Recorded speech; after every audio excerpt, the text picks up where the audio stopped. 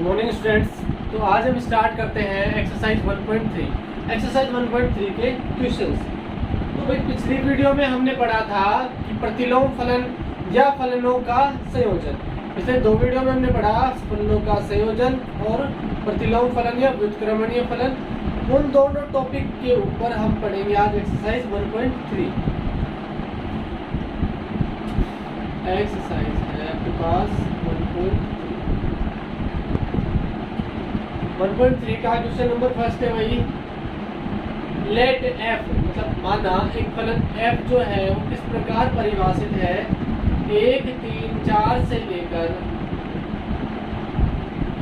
1, 2, 5 तक इस प्रकार परिभाषित है। और एक फलन जी 1, 2, 5 से लेकर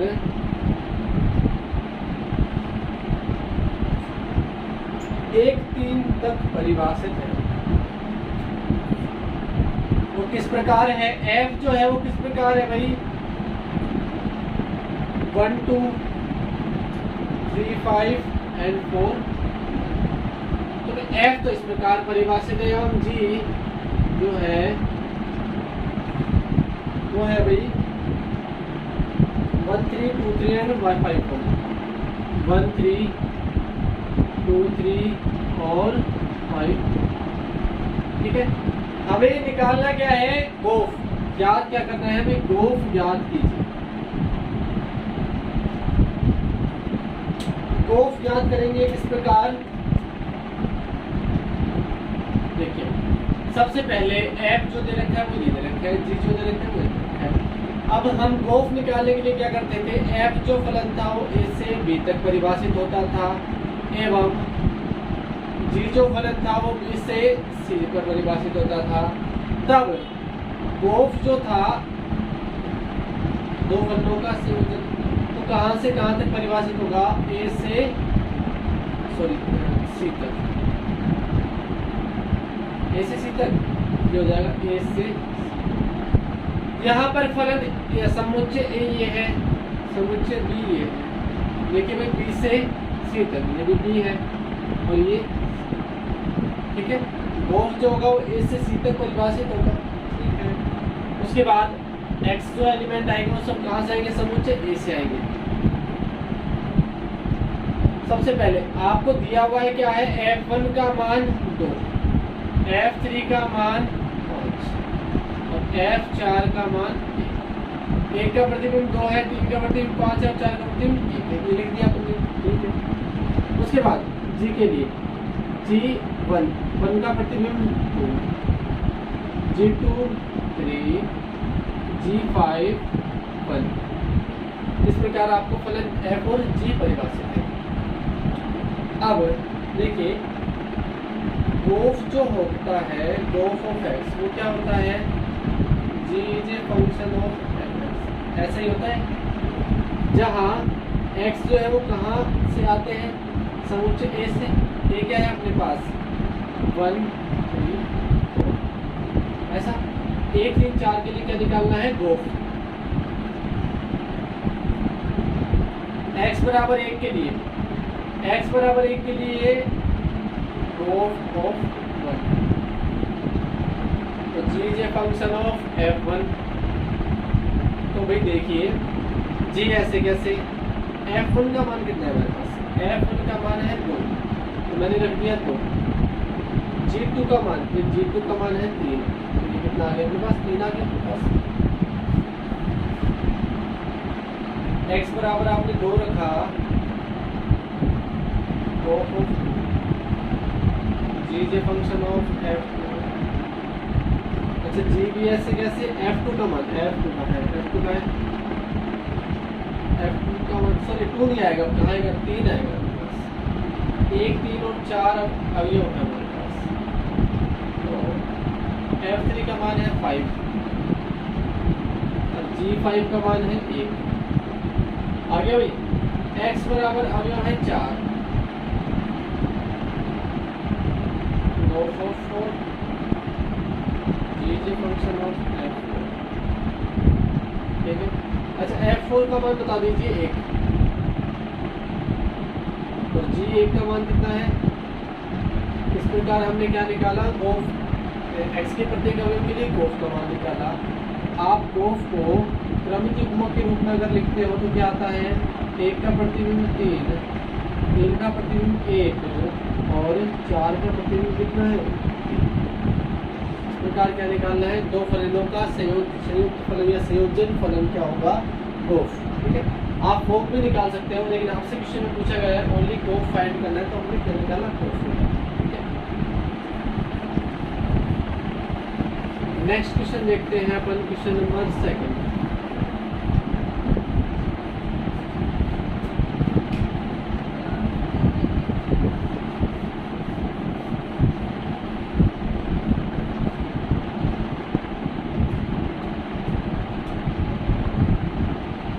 सेकंड में देखिए भाई, 3 फलन है अपने पास f।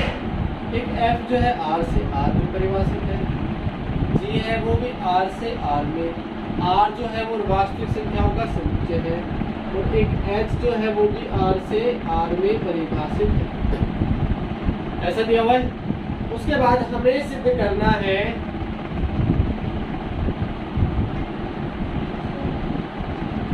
क्या क्या नंबर है, क्या सिद्ध करना है भाई, f plus G O H बराबर एफ ओ एच प्लस एक तो ये सिद्ध करना है। दूसरी बात, F dot G O H बराबर F O H into G O. दो चीजें सिद्ध करनी है, दोनों को सिद्ध करेंगे किस प्रकार,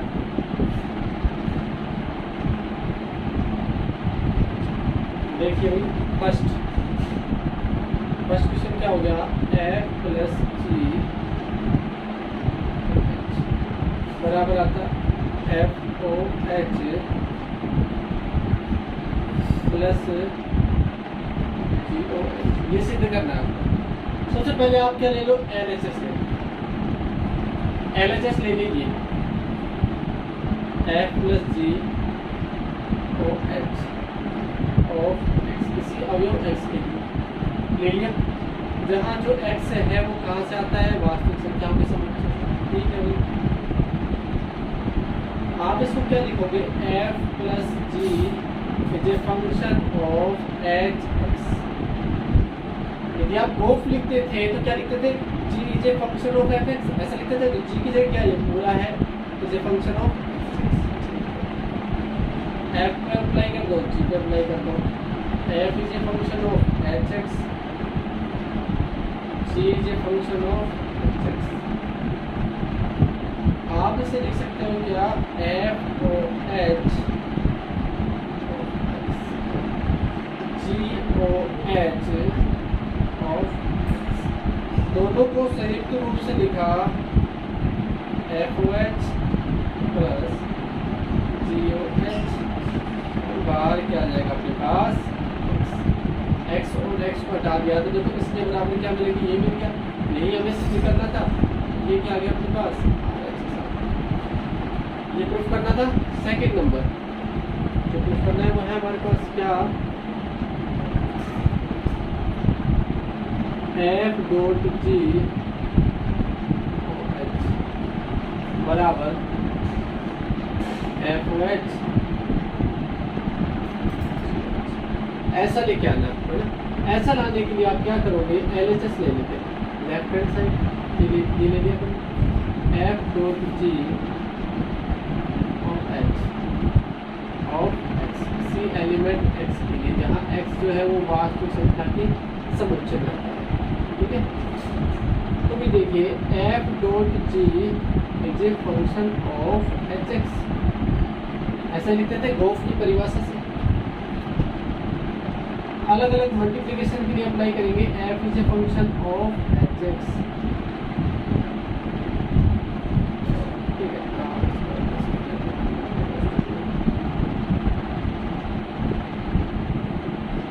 उसके बाद g is a function of आप इसको लिख सकते हो F O H of X G O H of ऐसा एक्स को अगर बाहर ले लिया तो ये क्या आ जाएगा F O H dot G O H of X. तो देखो यही आपके पास क्या सिद्ध करना था, मैं आर एच एस देखिए F O H dot G O H F O H dot G O H X to X बता दिया तो क्या मिल गया हमें। तो इस प्रकार से क्वेश्चन को क्या करेंगे हल करेंगे। नेक्स्ट जो है अपन क्वेश्चन नंबर 3।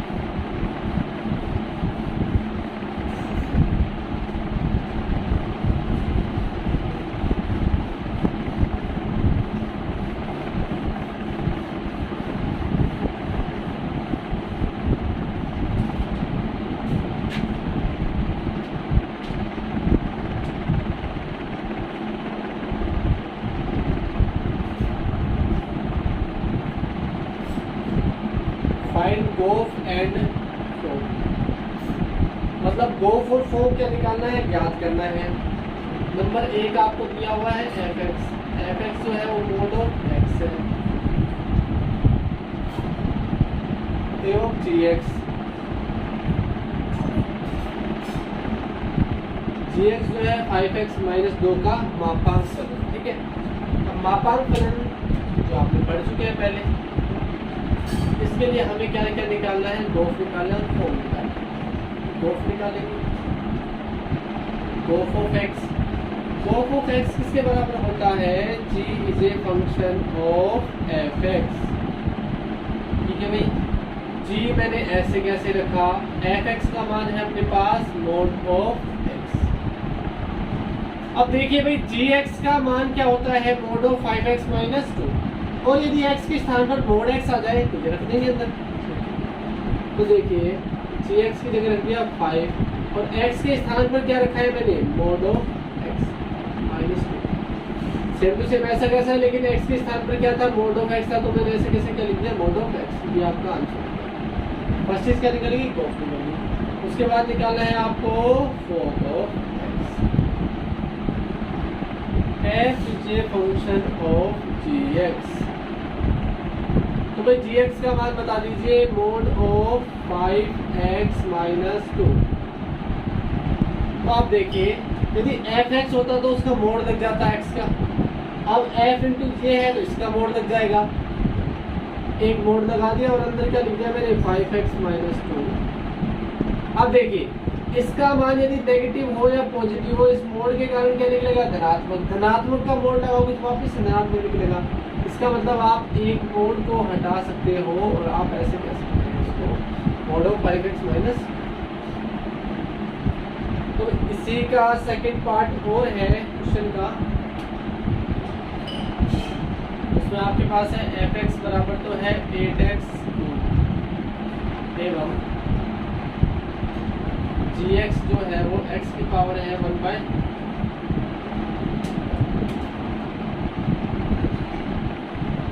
इसको सॉल्व करेंगे। सबसे पहले निकाला गोफ of x, g is a function of f(x) का मान बता दीजिए भाई 8x3। जहाँ जहाँ x है वहाँ क्या रखना है आपको, 8x3 रखना है। तो भाई देखो g के लिए ये अप्लाई होता है, 8x3 मैंने रख दिया, लेकिन इसकी होल पावर कितनी है, 1/3। 1/3 पावर करोगे तो 2 की पावर भी क्या होती है, 3 8 होती है, और x की पावर 3 क्या होती है। अब आप लिख सकते हो 2x की होल पावर 3 और उसकी होल पावर क्या दे रखी है आपके पास, 3 से 3 कैंसिल और कितना आ गया, 2x। ये इसका नेक्स्ट आपको निकालना है fog of x। f is a function of gx। ठीक है, f gx की वैल्यू कितनी हुई, x की पावर 1/3। f और ये पूरा हो गया x, f और ये पूरा क्या है x।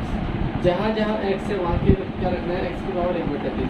देखिए मैंने ये रखा 8 और x की जगह क्या रखा है, x की पावर 1/3 और इसकी होल पावर कितनी है, 3 से 3 कैंसिल हो, क्या बचा अपने पास 8x। तो भी क्या आ जाएगा इसका आंसर। इस प्रकार से क्या करना है, सॉल्व करना है। नेक्स्ट देखिए क्वेश्चन नंबर 4 जो है वो आपको फलनों के व्युत्क्रमणीय फलन पढ़ाया था, उस वीडियो में मैंने क्वेश्चन नंबर 4 जो है वो करवा दिया था, वहां से देख रहे हैं क्वेश्चन नंबर 4। फिर बात आती है नेक्स्ट क्वेश्चन नंबर 5।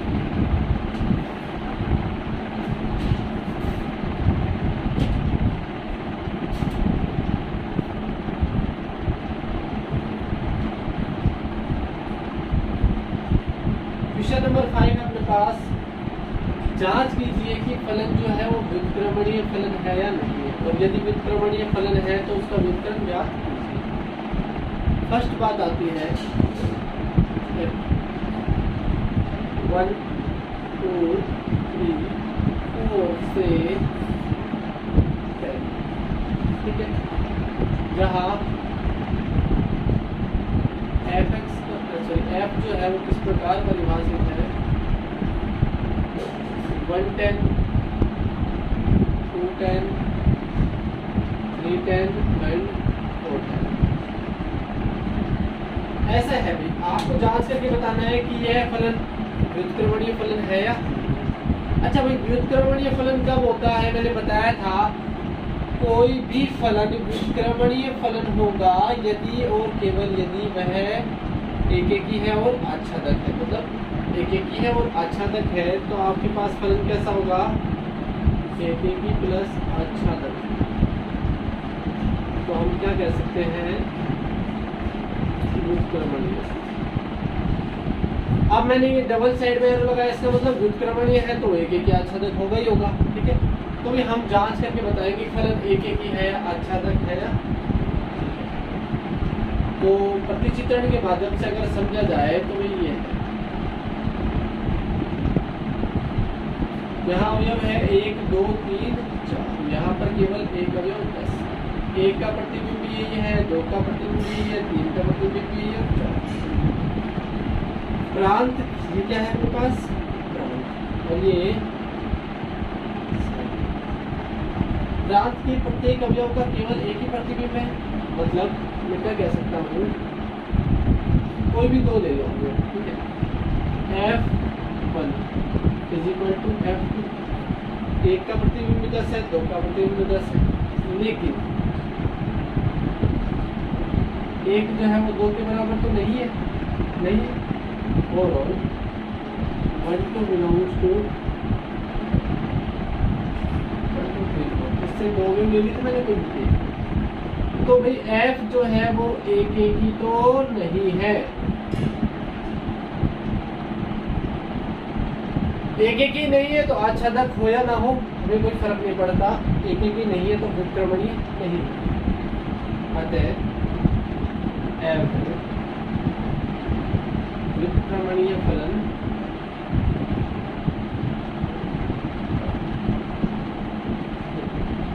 भाई यदि एकेकी होता तो उसके साथ साथ क्या होना चाहिए, आच्छादक भी होना चाहिए। आच्छादक ही नहीं है तो सॉरी एकेकी नहीं है तो आच्छादक हो या ना होगा। नेक्स्ट क्वेश्चन देखते हैं, तो ये व्युत्क्रमणीय नहीं होगा भाई।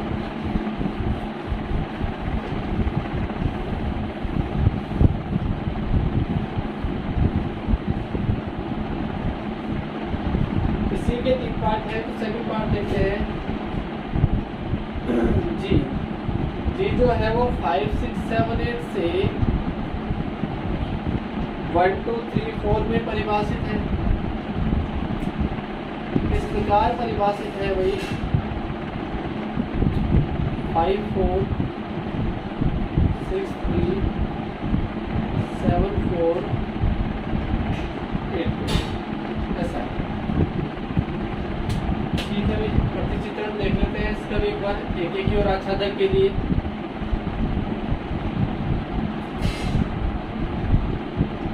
इसमें तो ये है 5 6 7 और 8, 1 2 3 और 5 का प्रतिबिंब कितना है 4, 6 का प्रतिबिंब कितना है 3, 7 का प्रतिबिंब कितना है 4, 8 का प्रतिबिंब कितना है भाई, ये तो है अपने पास, ये है प्रांत के सभी अलग अलग अवयवों का अलग अलग प्रतिबिंब है क्या, नहीं है। 5 का प्रतिबिंब चाहिए और 7 का प्रतिबिंब चाहिए। यहाँ F5 और F7 दोनों का प्रतिबिंब क्या है, समान है, लेकिन 5 जो है वो 7 के बराबर तो नहीं है।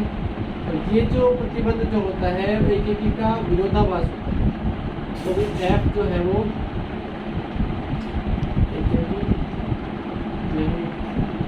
एक ही नहीं है। और आच्छादक भी साफ साफ दिखाई दे रहा है कि सहप्रांत के प्रत्येक अवयव का पूर्व प्रतिबिंब नहीं है। एक अवयव जो है वो अकेला इसका पूर्व प्रतिबिंब प्रांत में विद्यमान नहीं है, आच्छादक भी नहीं है। तो हम सीधा कह सकते हैं F एक की आच्छादक नहीं है, तो नहीं है तो F उत्क्रमणीय फलन नहीं है। F जो है वो उत्क्रमणीय फलन नहीं होता। नेक्स्ट एक क्वेश्चन और है अपने पास इसी का थर्ड।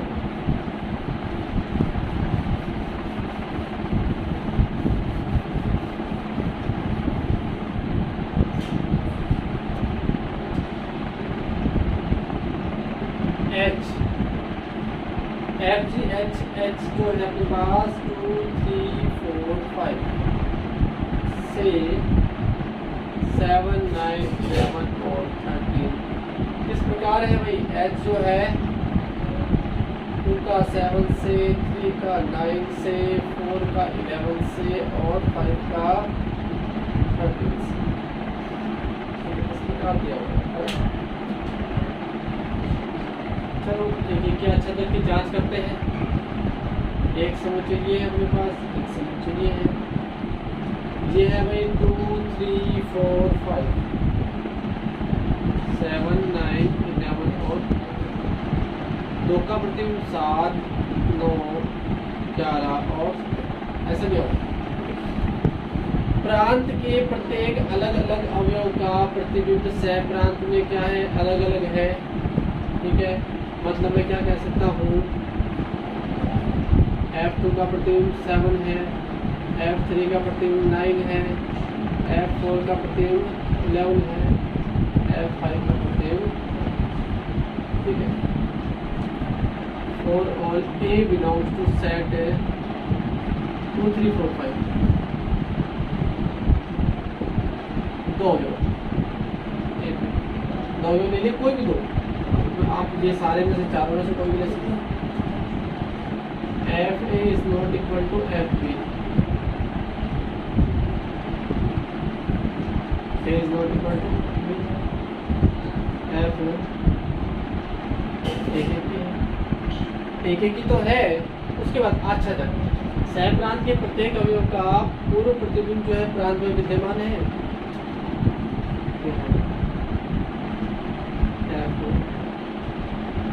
आच्छादक भी है, आच्छादक भी है तो F का प्रतिलोम विद्यमान है, और विद्यमान होगा तो F इनवर्स क्या होगा भाई, सॉरी H की बात चलती है मेरे पास, H इनवर्स ये सब भाई F भी H के रूप में है। क्वेश्चन में H दे रखा है तो हमें H के रूप में ही निकालना है। H बराबर H भी, H जो है वो एक ही है, H ये आच्छादक है और H का ही प्रतिलोम विद्यमान होगा। H इनवर्स जो होगा, देखो क्रमिक युग्म जो है वो उल्टे हो जाते हैं। यदि 7 का प्रतिबिंब क्या हो गया 2, 9 का प्रतिबिंब हो गया 3, 11 का प्रतिबिंब हो गया 4, 13 का प्रतिबिंब हो गया 5। इस प्रकार जो है किसी भी फलन का प्रतिलोम फलन ज्ञात किया जा सकता है। प्रतिलोम फलन के लिए आवश्यक एवं पर्याप्त शर्त क्या है कि वह फलन एक ही भी हो और आच्छादक भी हो। तो हम क्या कह सकते हैं कि उसका प्रतिलोम जो है विद्यमान होगा, व्युत्क्रमणीय फलन विद्यमान होगा। उसके बाद हम क्या कर देंगे, ऑर्डर्ड यानी क्रमिक युग्म जो है उनको क्या कर देंगे, उल्टा कर देंगे, यानी वो क्या निकल जाएगा, उसका व्युत्क्रमण फलन निकल जाएगा। आगे की क्वेश्चन जो है वो नेक्स्ट वीडियो में देखेंगे। सो गाइस, उनको होमवर्क के नोटबुक में जो है करना है कंप्लीट। Thank you.